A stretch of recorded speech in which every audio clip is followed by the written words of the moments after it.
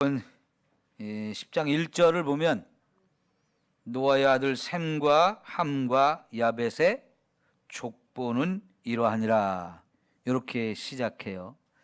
이것이 창세기에서 10개의 이야기 보따리를 시작할 때마다 쓰이는 항상 같은 표현이라고 제가 얘기를 했는데요. 이제 네 번째 이야기 보따리인데, 요거는 11장 중간까지 9절까지 요 네 번째 이야기 보따리입니다. 우리가 오늘 이 말씀을 좀 살펴봐야 되는데, 어쨌든 지금 여기 오늘 우리가 읽은 10장 전체가 족보로만 되어 있는데, 이게 노아가 셈, 함, 야벳 세 아들을 낳았고, 그 아들들이 또 계속 번성하고 번성해서 온 땅에 퍼져가지고 각각 나라를 세우고 민족이 되어지고 또 각각의 언어를 사용해서 지금 저와 여러분이 살고 있는 이 세상에 여기 노아의 세 아들로부터 이렇게 번성했다 하는 이야기를 해주고 있습니다. 여러분, 이 말씀은 9장에서 방주에서 나온 사람들에게 생육하고 번성하고 땅에 충만하라, 이런 축복을 주셨죠. 그 축복이 이렇게 실현되고 있는 것을 우리는 확인해 볼 수 있어요. 그럼 여러분, 하나님께서 저와 여러분에게 복을 주신다라고 말씀하시면 우리 복이 임하겠습니까? 안 임하겠습니까? 왜냐하면 그건 하나님의 약속이에요. 하나님의 입에서 나온 말씀이에요. 그러니까 하나님이 무엇을 말씀하셨든지 하나님이 말씀하는 것은 반드시 되어질 것을 믿으십시오. 이 하나님의 말씀의 권위입니다. 하나님의 말씀은 살았고 운동력이 있다. 세상에 하나님 말씀은 하나도 그냥 소멸되어지는 게 없어요. 하나님이 약속한 말씀은 1.1핵이라도 변함이 없다 그랬어요. 마태복음 5장 12절에 천지가 없어지는 일은 있을지라도 하나님 말씀은 1.1획도 변함이 없다라는 말씀을 약속하거든요. 하나님 말씀의 권위, 우리가 이렇게 예배 드릴 때마다 말씀을 듣는 이유가 뭐예요? 그게 하나님 말씀이기 때문에 그래요. 제가 여러분에게 재미있고 유익하고 신나는 그런 이야기들을 한다면 저는 그런 능력 없어요. 굳이 여러분이 이렇게 매번 예배 시간마다 와서 제 얘기를 들을 필요가 없어요. 저는 다만 하나님 말씀을 대언하는 사람이고 하나의 통로에 불과해요. 제가 선포하지만 하나님이 주신 말씀을 선포하는 거기 때문에 여러분은 이 말씀을 들을 때 하나님 말씀을 들어야 돼요. 오늘 여러분이 정말 하나님이 내게 말씀한다, 목사님을 통해서 하나님이 나에게 말씀한다 라고 여러분이 들으면 그 말씀이 여러분의 영혼을 깨우고 여러분을 살리는 귀한 축복의 역사가 임할 줄 믿습니다. 하나님 말씀은 반드시 이렇게 성취가 되어지는 거예요. 생각해 보십시오. 세 사람으로 시작해가지고 지금 이 지구상에 몇 억이 삽니까? 한 70억 정도 살아요. 어마어마하죠. 세 사람을 통해서 이렇게 번성이 되어진 거예요. 하나님이 그런 축복을 주셨기 때문에. 그래서 사실은 저와 여러분이 지금도 얼마든지 자녀를 더 많이 낳아서 더 많이 우리가 번성해야 되는데, 안타깝게도 우리들의 생각이 지금 자꾸 이상하게 변질이 돼가지고 이 하나님이 번성하게 하고 생육하게 하는 이 축복을 우리 스스로가 자꾸 제한하고 있어요. 여러분, 주보에 선교 기도 제목 한번 보실까요? 거기 기도 제목 두 번째 지난주에 썼거든요. 종교별 가족 구성 상황을 조사한 최근 연구 보고서에 의하면 전 세계 무슬림 가족의 평균 구성원 수는 6.4명이다. 무슬림이 누구냐면 이슬람교도. 이슬람을 믿는 사람들을 가족 구성원이 평균적으로 하면 6.4명이래요. 한 가족의 수가. 그러니까 적어도 이 사람들은 부부가 4사람 이상을 낳는 거예요. 자녀들을. 최소한 4사람 이상이에요. 그런데 힌두교는 5.7명. 이 힌두교는 인도 사람들이 주로 믿는 종교거든요. 인도 사람들도 자식을 많이 낳죠. 그리고 기독교는 4.5명, 불교는 3.9명, 유대교는 3.7명, 무종교는 3.7명이에요. 또한 전 세계 130개 국가 중 평균 가족 구성원의 수가 가장 많은 나라는 아프리카의 감비아로 13.8명이래요. 감비아라고 하는 나라 여러분 아마 거의 처음 들어보죠? 아프리카에 그런 나라가 있는데 이 나라는 자녀들을 워낙 많이 낳아가지고요. 한 가정당 한 가족에 13.8명이다. 그러니까 대단한 가족들이죠. 자, 그러나 2.7명으로 이루어진 나라가 있어요. 이게 어느 나라일까요? 독일. 그러니까 독일은요. 부부가 한 명도 안 낳는 경우가 훨씬 많은 거예요. 그래서 부부가 한 명이라도 낳으면 3명이 되는데 겨우 2.7명인 거예요. 그래서 여러분 독일은 최근에 어떤 정책을 많이 쓰느냐? 다른 나라에서 이민 오는 걸 굉장히 환영합니다. 그래서 아프리카나 아시아의 어려운 나라 사람들이 자기 나라를 탈출해서 유럽으로 이렇게 막 가가지고 독일에 가는 걸 제일 좋아해요. 왜냐하면 그 나라는 부자인데 외국에서 이민 오는 사람, 가난한 나라에서 이민 온 사람들을 막 환영해요. 그러면서 그들이 와서 정착해서 살 수 있도록 지원도 많이 해줘요. 그리고 그 나라 사람들은 외국인들이 와서 사는 거를 굉장히 좋아하기 때문에 환영을 많이 해줘요. 그래서 그 나라 사람들이 같이 어울려 사는데 어려움이 없어요. 그러니까 수많은 나라 어려운 사람들이 이 독일로 이민을 가기를 굉장히 원하거든요. 그 나라가 자기 민족이 숫자가 적으니까 그래요.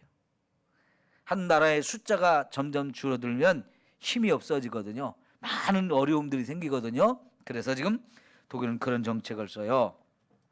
자, 대륙 및 지역별로는 사하라 사막 이남 아프리카 지역의 평균 가족 구성원의 수가 6.9명이고요. 중동과 북아프리카는 6.2명, 아시아와 태평양은 5.0, 중남미 4.6, 북미 3.3, 유럽 3.1명이에요. 전 세계적으로는 평균적으로 4.9명이죠. 가족 구성원의 수가 많은 이슬람과 힌두교 가정 그리고 아프리카와 중동 지역의 가정에 적합한 선교와 복음 전파의 전략들이 잘 개발되도록 우리가 기도하자는 기도 제목을 여기 써놨는데요. 여러분 지금도 저와 여러분이 자꾸 하나님의 명령을 따라서 생육하고 번성하라고 하신 이 명령에 따라서 많이 낳을수록 좋아요. 요새 부모들이 부모 역할을 하는 게 힘들다고, 그러려면 부모들 고생한다고 자식들 많이 안 낳으려고 자꾸 그러고, 거기다가 이제 너무 이기주의가 심해져 가지고 결혼도 안 하는 이런 시대가 돼버려요.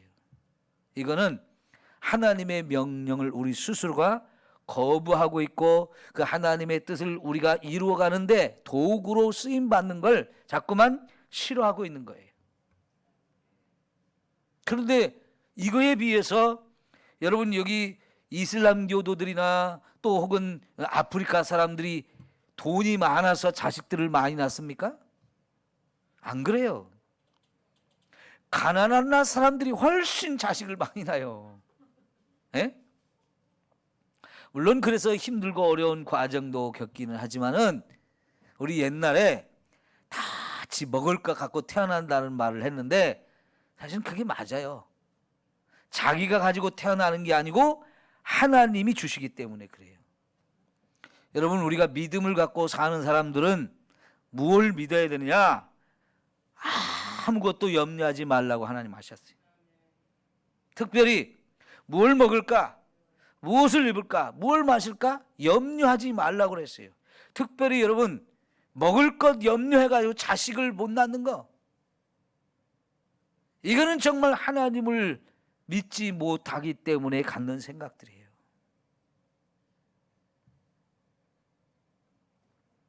앞으로 우리 젊은이들의 생각이 좀 바뀌어야 되는데, 정부에서도 막 자식을 많이 낳게 하기 위해서 여러 가지 지원 정책들을 쓴다고 그러는데, 많이 돈을 쏟아부었는데도 여전히 자식 키우는 거 힘들다고 안 낳는 시대가 돼서 우리나라도 지금 심각합니다. 그래서 인구 절벽이라는 표현을 쓰는데, 갑자기 막 수가 뚝 떨어지는 거예요. 갑자기 인구의 수가 뚝 떨어지니까 이 절벽에서 떨어지는 것 같다, 이렇게 표현을 하는 거예요.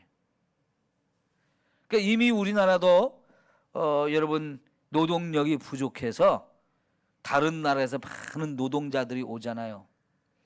그런 노동자들이 와서 우리와 함께 살고, 또 어려운 나라 사람들이 와서 돈 벌어서 자기 나라 이렇게 또 어려운 사람들을 도와주고, 이런 거 참 좋기는 한데 결국은 우리의 힘이 약해지는 거예요. 그 사람들은 우리 민족이 아니에요. 와서 살아도 우리 민족이 아니에요. 외국 여자들이 한국 남자와 결혼해가지고 자식을 낳고 사는데, 그래도 우리가 한 나라다, 이런 의식이 아직은 상당히 부족해요. 그래서 사실은 우리가 결혼을 많이 하고 자식을 많이 해서 우리 인구의 수가 많아질수록 우리나라는 더 힘이 생기고 세계적으로 할 일이 더 많아지거든요. 물론 꼭 우리 민족이어야 된다, 이런 좁은 생각도 좀 버리고 다른 나라에서 오는 사람을 받아들여서 우리나라 사람으로 만들어서 같이 더불어 사는 것도 좋은 방법이 되어져요. 어쨌든 간에 이런 숫자가 많아진다는 건 필요한 일이고 또 하나님의 축복 속에서 되어져야 할 일인데, 우리가 이제 믿음을 가진 저와 여러분들은 이렇게 좀 많이 바뀌었으면 좋겠어요. 여러분, 자녀들에게도 자꾸 결혼하지 말라, 낳지 말라, 이런 말이 아니라 열심히 결혼하고 또 열심히 일해서 자녀들 많이 낳아서 열심히 좀 잘 일하고, 그래서 가족이 함께 행복하게 사는 이런 역사가 있기를 축원합니다. 자, 여러분, 이제 2절부터 족보가 나오는데, 노아에게 셈, 함, 야벳 세 아들이 있는데, 거꾸로 이게 셈이 큰아들이고 함이 둘째고 야벳이 셋째일 것 같아요. 그런데 야벳의 족보부터 소개가 나오고, 두 번째 함의 족보, 세 번째 셈의 족보, 이렇게 소개를 하는데, 야벳의 족보는 좀 너무 간단해요. 그리고 중간에 함의 족보는 숫자도 많이 써놓고요, 그들 가운데서 일어난 일도 굉장히 중요하게 다루고 있는데, 오늘 이 10장을 넘어서서 11장 8절까지에 보면 특별히 함의 후손들이 중심이 되어서 세상에 바벨탑을 쌓은 이야기까지 나와요. 그래서 요 네 번째 이야기 보따리에서 이야기의 중심은 함의 후손이거든요. 그리고 이제 21절부터 보면 셈의 후손의 족보가 나오는데, 사실은 제일 중요한 게 이게 셈의 후손의 족보예요. 그런데 10장에서는 셈의 후손의 족보를 크게 다루지 않고, 이제 중요하게 다루지 않고 11장으로 넘어가서 11장 10절부터 다시 셈의 족보가 다시 한번 더 나오고, 그 다음에 그 셈의 후손 가운데 데라의 족보가 나오면서 12장에 아브람까지 연결이 되어집니다.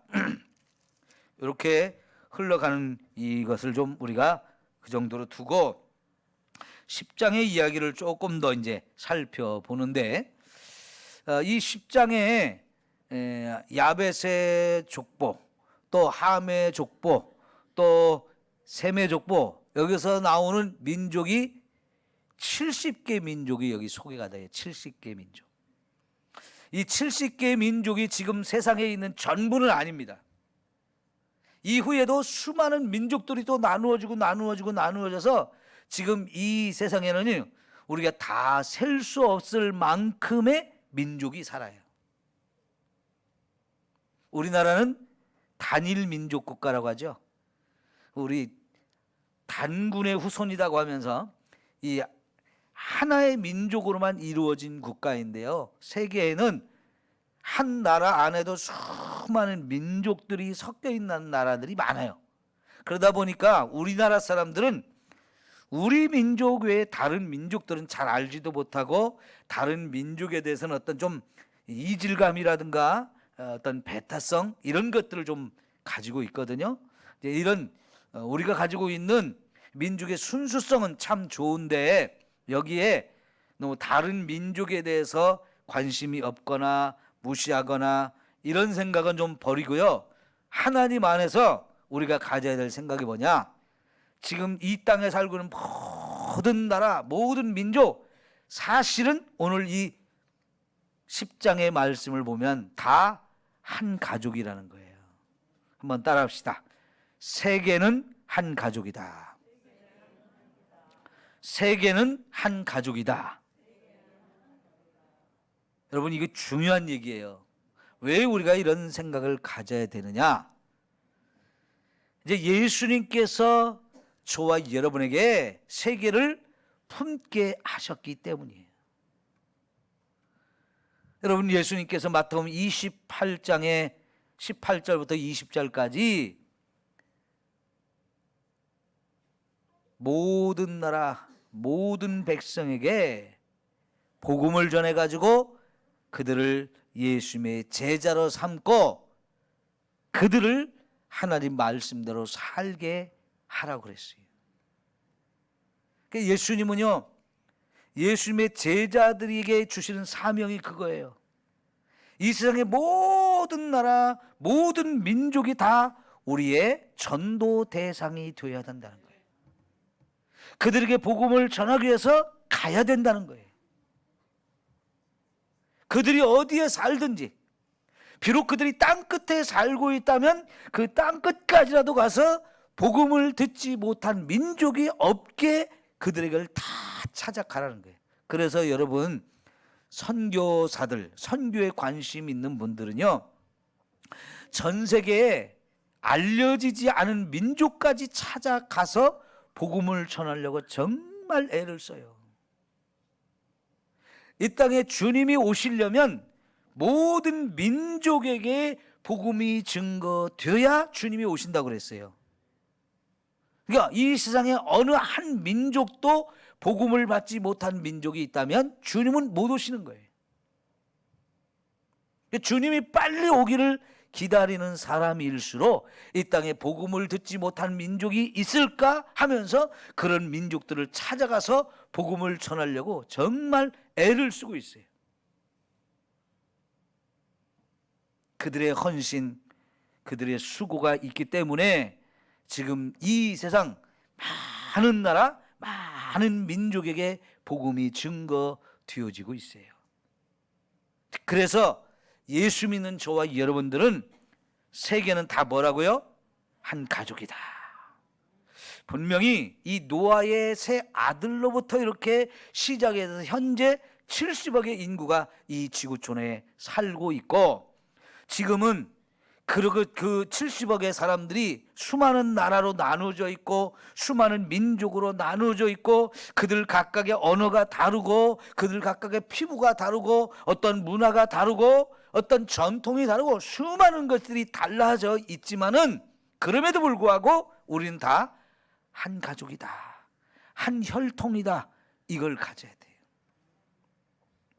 사실 여러분, 여기 10장의 족보를 읽어봐도 한 가족, 한 혈통이라는 이런 생각을 갖게 하기보다는 그 중에서도 어느 나라, 그 중에서도 어느 민족, 이렇게 어떤 특별히 어느 나라 어느 민족이 더 우수하고 더 특별히 하나님의 사랑받고 이런 쪽으로 몰고 가려고 하는 어떤 분위기도 보이기는 해요.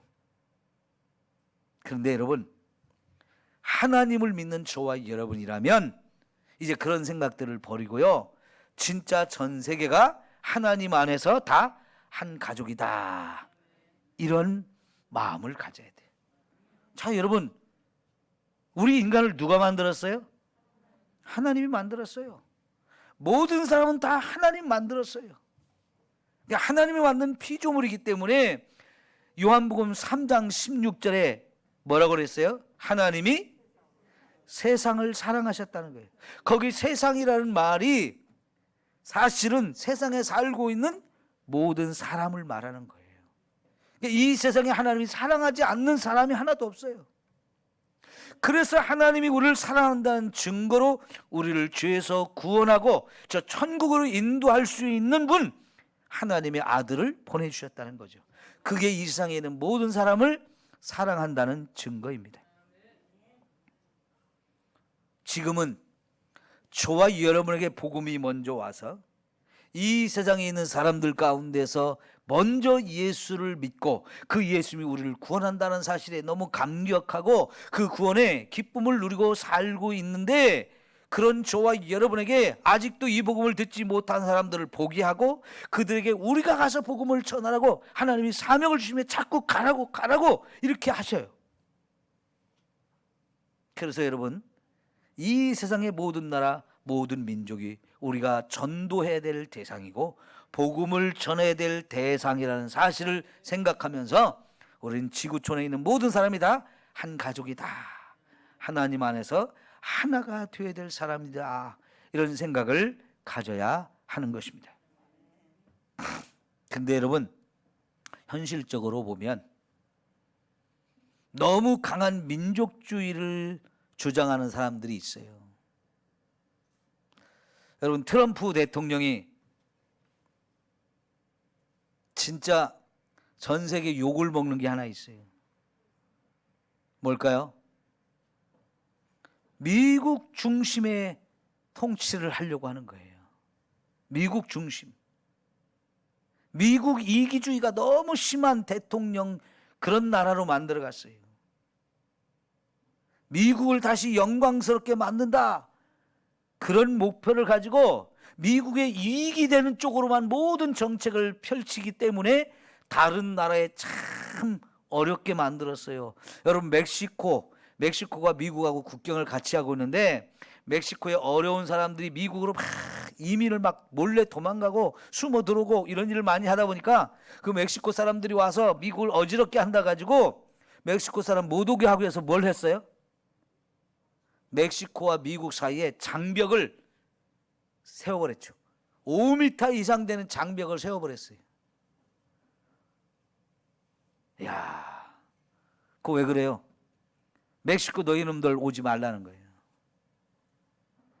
뿐만 아니라 미국의 수많은 나라, 수많은 백성들이 거기로 이민을 와서 혹은 도망을 와서 숨어 들어와서 이렇게 같이 살고 같이 만들어진 나라인데요, 백인 중심의 정책을 펴요. 그래서 아프리카 흑인들, 또 아시아의 황인종들, 이런 소수민족, 이런 사람들 다 무시해버리고요, 백인 중심의 정책을 썼어요. 그런데 여러분, 지금까지 역사상 어떤 한 민족이 자기 민족이 우월하다고 하면서 다른 민족을 무시하고 다른 민족을 막 멸하고 이런 정책을 쓰던 사람들은요, 한때 그런 정책을 쓰는 사람들에게 막 열광적으로 응원하는 그런 사람들이 따라붙어 가지고 그것이 성공하는 듯 했지만 사실은 자기 나라도 자기 민족도 완전히 망하고 주변에 있는 다른 나라와 다른 민족들을 어마어마하게 불행하게 만든 사건들이 많아요. 대표적으로 일본이 우리나라를 쳐들어오고 아시아 전체를 전쟁터로 만드는 것도 사실은 일본 민족이 우수하다는 걸 자꾸 강조하면서 그렇게 된 거예요. 우리나라에 와서 우리 민족을 말살시키는 정책을 썼죠. 우리 민족은 민족 의식을 가질 필요가 없다는 거예요. 왜? 우리 민족은 열등한 민족이고 못난 민족이고 일본 사람에 비하면 한참 부족하기 때문에 이 조선 사람도 일본화 시켜서 일본 사람들 밑에 들어와야 된다라고 이런 정책을 폈잖아요. 그래서 우리 말도 쓰지 못하게 하고 우리 글도 쓰지 못하게 하고 이름까지도 일본식으로 바꾸라고 하고 신까지도 일본의 천황을 섬기라고 하고 우리나라를 완전히 무시하는 이런 정책을 써버렸어요. 왜 그래요? 일본이 우수하다고 하면서 하는 거예요. 그런데 여러분, 사실은 일본이 저렇게 되어지기까지 우리나라 사람들이 준 영향이 얼마나 큽니까? 임진왜란이 일어나기 전까지만 해도 일본은 정말 가난하고 문화가 별로 없고 힘들고 어려운 나라였어요. 그런데 백제시대부터 조선시대까지 끊임없이 우리나라가 일본에 많은 문물을 전해주고 많은 걸 전해주어서 그나마 조금씩 이렇게 나아졌던 거거든요. 그러다가 어느 순간 유럽에서 온 사람들에 의해서 유럽의 앞선 그런 문화와 이런 것들을 받아들이면서 일본이 메이지 유신을 통해서 우리보다 훨씬 앞서가는 상황이 돼가지고 그 힘을 가지고 우리나라를 쳐들어오기 시작하면서 우리가 참 나라가 빼앗기기까지 했는데 일본이요 자기 민족의 우수성을 그때부터 내세우기 시작했어요. 그런데 여러분 쉬운 예를 하나 들어볼게요. 저와 여러분이 슈퍼에 가서 물건을 삽니다. 우유 5개, 칫솔 하나, 치약 3개. 이러면 우리나라 사람 계산은 어떻게 해야 돼요? 우유 5개 하나에 1,000원씩이다. 그러면 5 곱하기 1,000 하면 얼마예요? 5,000원이잖아요. 그죠? 칫솔 하나 300원이다. 그 다음에 치약 3개 샀는데 하나에 700원씩이다. 그러면 3, 7이 21 이렇게 해야 되죠? 그러면 5,000원 더하기 300원 더하기 2,100원 하면 얼마예요? 네? 7,400원. 금방 답 나오죠? 우리나라 사람은요 5개 우유 5개 1,000원짜리 5개 샀으면 계산할 때 1,000 곱하기 5 해가지고 5,000원이 딱 나오잖아요. 치약 3개 샀는데 이거 700원짜리 3개 하니까 3, 7이 21 2,100원이 나오잖아요. 근데 일본 사람들은요 마트에서 딱 갖다 놓고 계산하려고 하면 그런 계산이 안 돼요. 우유 5개를 일일이 다 찍어야 돼. 1,000원짜리를 5개를 다 찍어야 돼. 하나를 찍고 곱하기 5 이렇게 해서 5,000원 이렇게 만드는 것도 못하고요. 1,000원짜리 이 우유를 5개를 다 찍어야 돼. 그 다음에 이거 뭡니까? 치약 3개 700원짜리도 하나, 둘, 3개를 다 일일이 찍어야 돼. 그러니까요. 우리는 벌써 요 계산대에다가 내가 살 물건 딱 사놓으면 내 머릿속으로 계산이 딱 나왔거든요. 근데 그 사람들은요. 그 계산을 못 해가지고 일일이 하나씩 다 찍어가지고 하다 보니까 시간이 한참 걸려요. 그래서 일본 마트에 가서 계산해 보면 계산대에 사람이 엄청나게 늘어서 있어요. 너무 시간이 걸려가지고. 한국 사람이 그렇게 계산하는 거 보면 다 놀래 자빠져요. 일본 사람들은 어떤 일 하나를 그 하나만 해야지 여러 개를 한꺼번에 복잡하게 못 해요. 머리가 안 돌아가요. 그런 머리가. 우리하고 일본 사람들하고 머리가 그렇게 차이가 나요. 근데 일본 사람들이 뭐 하나를 하면 깊이 하기 때문에 또 그런 건 또 잘해요. 깊이 파고드는 거. 아주 끈질기게 파고들어가요. 그래서 또 그런 면에 우수성이 있는데 그 나라 민족과 우리 민족의 어떤 특징이 이렇게 달라요. 그렇다고 해서 일본은 더 우수하고 한국 사람은 무수하지 못하다. 그럼 우리는 우수한데 일본은 뭐 우수하지 못하다, 이런 비교를 할 필요는 없어요. 여러분, 나라마다 다 다르지만 결국은 돌아가 보면 하나님이 만드신, 그리고 노아의 후손으로 우리가 다 한 가족이라는 것이고요. 이것이 더 나아가서 하나님께서 저와 여러분에게는 그렇게 넓은 마음을 가지고 전 세계 사람들을 다 품으라는 거예요. 자, 여러분, 선교하는 사람이 옛날에 일본이 우리나라를 점령해서 우리를 정말 힘들게 했다는 그 생각만 가지고 에이 일본 놈들, 나쁜 놈들, 이런 감정을 가지고 있으면 일본에 가서 선교를 할 수 있을까요, 없을까요? 없어요. 일본에 있는 선교사들이 제일 안타까운 게 그렇다는 거예요. 많은 교회에서 목사님이 성도들을 하고 선교 훈련을 하고 일본에 이제 단기 선교를 팀을 이끌고 와서 이렇게 오는데 그런 교육을 안 한다는 거예요. 과거에 일본이 우리나라에 쳐들어와서 우리 참 힘들게 하고 어렵게 했다는 것 때문에 우리 민족 전체가 일본에 대한 좋지 않은 감정들을 가지고 있는데, 선교를 하러 온다는 사람들조차도 일본에 선교를 오면서 그런 감정을 여전히 가지고 온다는 거예요.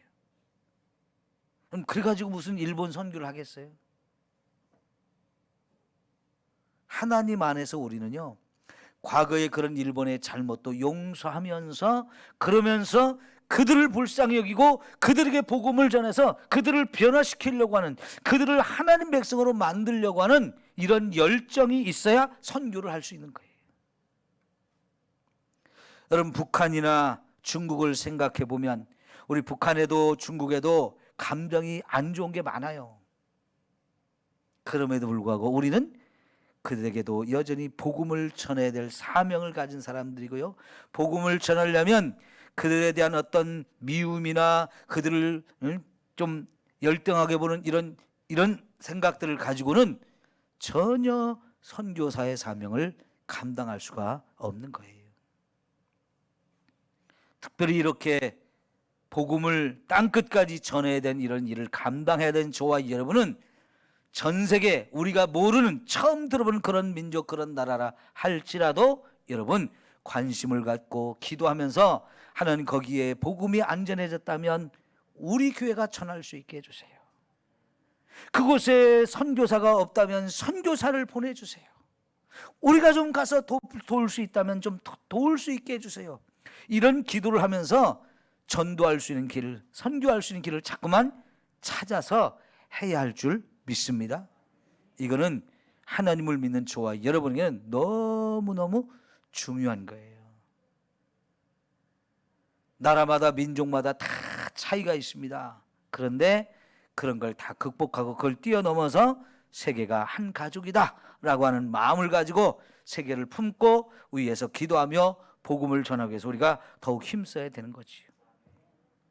여러분, 과거에 독일이 2차 대전을 일으키면서 히틀러가 게르만 민족의 우수성을 굉장히 강조했어요. 특별히 게르만 민족의 우수성을 강조하다 보니까 독일산 토종개, 개까지도 그 개가 최고라고 하면서 얼마나 그 개도 높였는지 몰라요. 에? 그러면서 특별히 자기 민족의 이 우수성을 강조하는 하나의 방법으로 유대인들을 무시하고 유대인들은 나쁜 놈들이다, 유대인들은 다 멸망시켜야 된다, 이런 정책을 써가지고 그 2차 대전 때 유대인들을 600만 명 이상을 너무나 비참하게 죽이는 사건들이 벌어졌잖아요. 이거는 지금까지 인류 역사에서 가장 불행한 사건이었어요.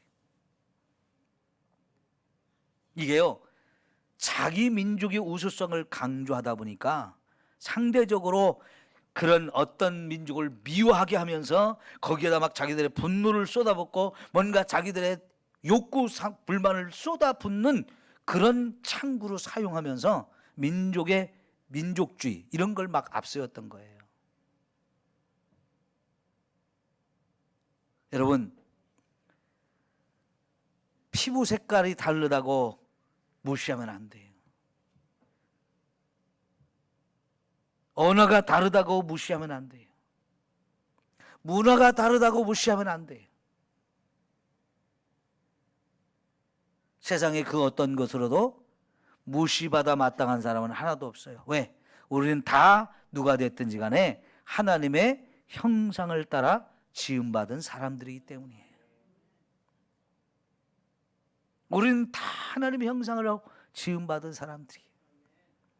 과거에 미국이나 유럽에서 아프리카에서 흑인들을 잡아다가 노예로 삼으면서 얼마나 그들을 괴롭혔습니까? 예? 미국에서 링컨 대통령이 그 흑인들도 하나님의 백성이다, 그들도 노예로 살 사람이 아니고 우리와 똑같이 자유를 누리며 살아야 된다고 하면서 흑인을 해방시키기 위한 전쟁을 했는데, 왜냐하면 미국의 남쪽과 북쪽이 생각이 달랐기 때문이에요. 남쪽은 주로 넓은 평야지대에 농사를 짓는 사람들이 많았고요. 그 농사를 짓는데 흑인 노예들이 인력이 많이 필요했어요. 그들 노예로 잡아다가 그들을 사서 이렇게 노예로 불어야 그 농사를 지을 수 있기 때문에. 근데 북쪽은요, 공업지대가 많았어요. 그 공업지대에서 흑인 노동자들이 와도 그들을 노예로 삼지 않고 똑같은 시민으로 대우하고 똑같은 월급을 주면서 똑같이 일하면서 같이 사는 정책을 썼는데, 남쪽 사람들은 흑인을 계속 노예로 삼기를 원했고 북쪽 사람들은 자유민으로 대접해 주기를 원했기 때문에, 그래서 남쪽의 그 노예로 살고 있는 수많은 사람들의 그 고통, 피눈물, 이걸 덜어주기 위해서 링컨이 그들을 해방시켜야 된다 하면서 남과 북이 전쟁을 해가지고 결국은 링컨이 이겨가지고 남쪽에 노예로 살던 사람들까지 다 해방을 시켜줬잖아요. 그 전까지는요, 그 노예로 살던 사람들이 진짜 인간 취급을 받지 못했어요. 제가 미국을 가본 데가 꼭 그 아틀란타, 조지아주 남쪽이거든요. 거기를 특별히 갔을 때 항구에서 기차로 도시 중심지까지 철길을 내가지고 항구까지, 아프리카에서 큰 배에다 흑인들을 싣고 와서 거기서 기차로 또 도시까지 싣고 와서 거기서 기차역 앞에 큰 노예시장이 있어가지고요, 거기서 사람을 돈을 받고 파는 거예요. 그런 곳을 제가 가보았고요. 그건 과거 역사죠. 그리고 바로 그 앞에 마틴 루터 킹 목사님, 여러분 들어보셨죠? 미국의 정말 흑인들의 해방을 위해서 목숨 걸고 싸웠던 그 마틴 루터 킹 목사님의 출생지와 목회했던 곳, 그 가까운 곳에 있는데 그걸 구경을 했어요. 참 미국에도 그런 비극적인 역사들이 있는데, 우리가요, 하나님을 믿는 사람들이라면 그런 차별주의, 민족주의, 이런 것들을 다 내려놔야 돼요. 자, 우리 성경을 두 곳만 찾아보겠는데요, 로마서 10장 12절을 보겠습니다. 로마서 10장 12절.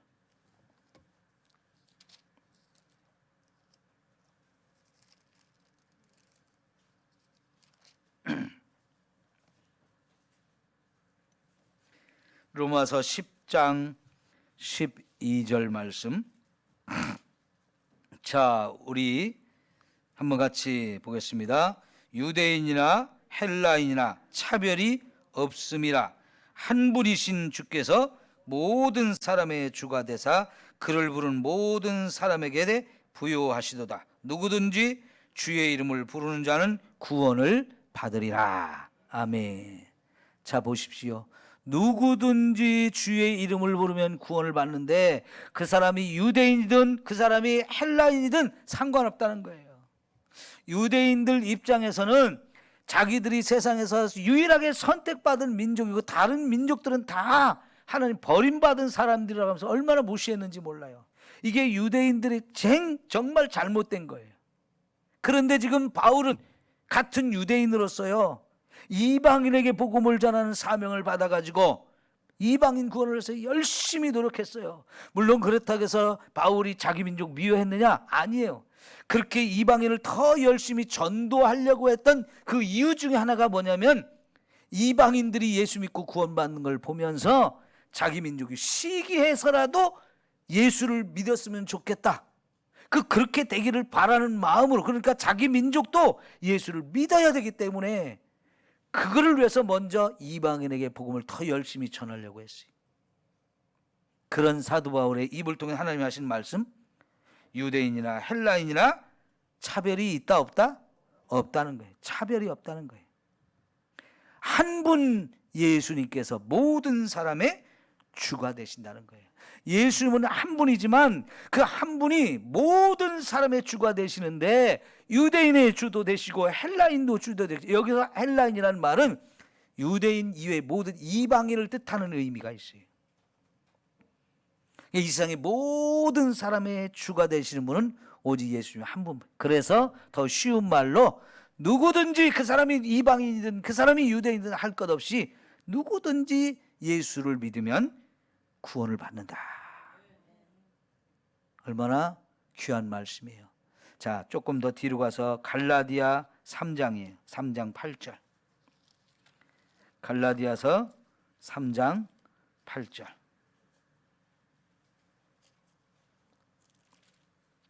신약성경 304쪽.